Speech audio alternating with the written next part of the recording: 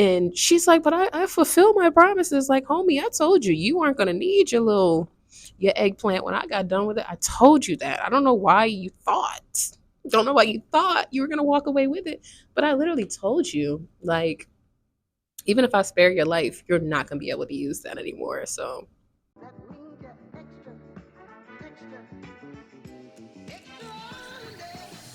welcome back to my channel. I am back with a book review. I am French Allsbrooks, and as you see, I'm reading another book by Octavia Grant. Okay, it's called Don't Call Me Crazy. Sis is nuts. Okay, she is crazy. But if you call her crazy, she's gonna be about ready to literally unalive you in any way, shape, or form. Okay, the main character of this book, she is a news reporter of sort. No, I'm lying. She's a journalist. Okay, homegirl is a journalist. She is very high at the totem pole. She is an award-winning journalist at this point.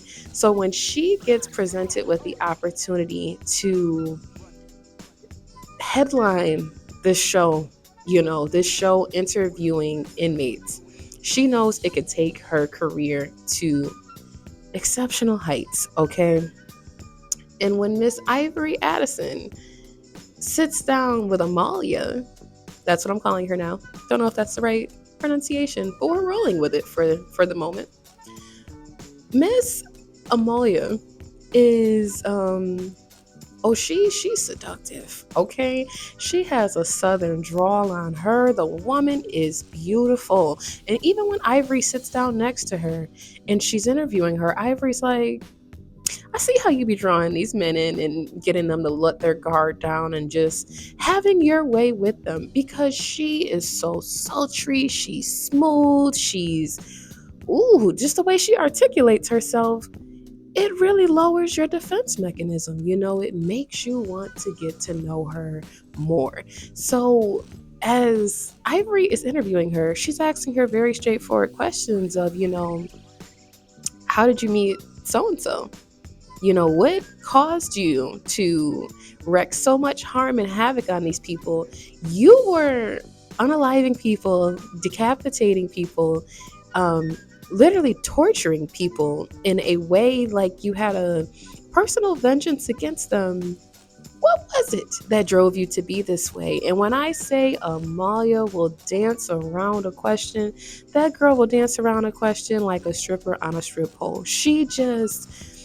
That girl she's good.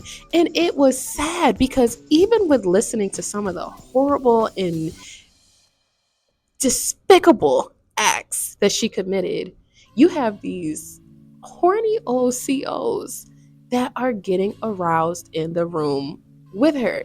And they have even been given the instruction, like, if she so much as tries to sneeze at Ivory, shoot her with no hesitation. Meredith is Ivory's supervisor that introduced her to I believe it was Eunice and this other man, basically. And she tells her, this is a really good opportunity. Like, I don't want to hold you back in your career. I want you to pursue, this as far as you can go. And I really thought that was commendable, because I'm like, you have certain employers where they want to keep you as long as they can. They don't mind holding you back. They don't mind stopping you from going as far as you can. Miss Meredith was not that way, and I really liked the role that she played in Ivory's career with that. Unfortunately, Meredith didn't know that she was sending Ivory out into the lion's den, because Miss Amalia is nuts, all right? In Amalia's mind, she feels like she didn't do anything wrong when she was hurting and harming these people, because she feels like they did a bunch of despicable acts anyway, and they were never going to get punished for their crimes because they had money. She said how they were judges and lawyers and doctors and people who were entrusted to make sure that people were safe, but they were out here taking advantage of people. So she kind of feels like, I did the world a big service, and you guys like locking me up in jail forever, it's kind of not fair, because I helped to rid the world of all of these bad people. And by bad people, Amal is like, I'm a woman's woman. If I see that man getting ready to cheat on his wife, I am going to seduce him and draw him in.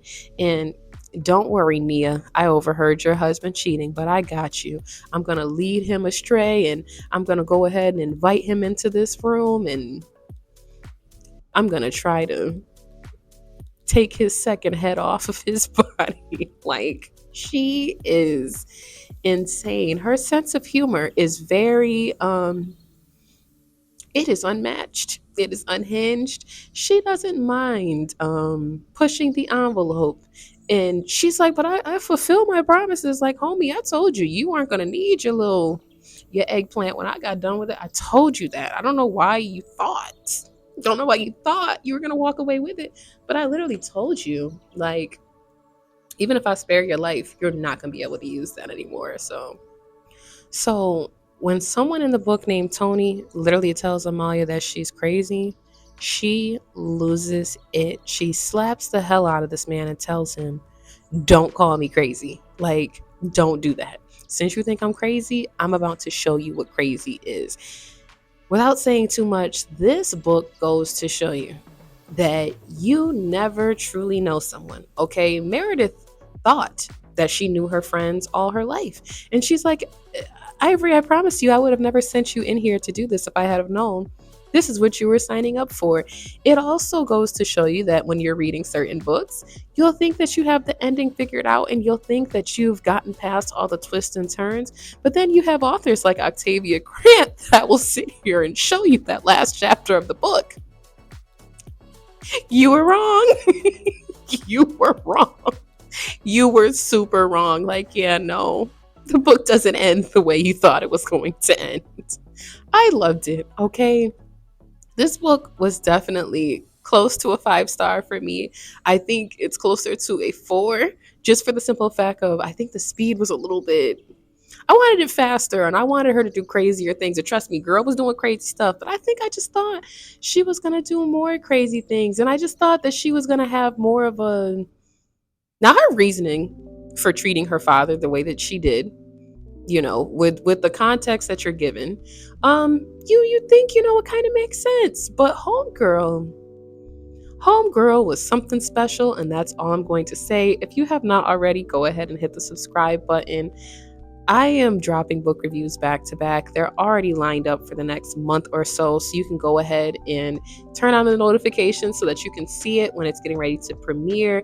And my thought process on doing that is so that people are able to see the books ahead of time, so they're able to go ahead and read them, so then they don't feel like they're getting hit with any spoilers, and then we can have a full-on discussion in the comments. So that's my thought process there. I do have some books coming out myself for this year. They're all available for pre-order on Amazon for 99 cents. Coming in May, we have Obsessed with the Trauma Nurse. Coming in June, we have what is coming in June? I Wish I Never Kept a Baby. Okay, that is dropping in June, and you already know by the title it's gonna be some ish. All right. Coming in October, we have Don't Look Away. It is a psychological thriller short story. You will enjoy it. It's a treat. Coming in December, we have To Cherish Me Must Be a Sin 2. Okay, part 2 is coming. I dropped part 1 in 2023, maybe 2022. Don't make me lie. Don't make me lie. I can't remember, you guys. But I appreciate everyone supporting me, from my books to my booktube, my book reviews, just everything book-wise. I appreciate the love and support. So thank you so much for watching today, and I look forward to seeing you in the next book review. Bye.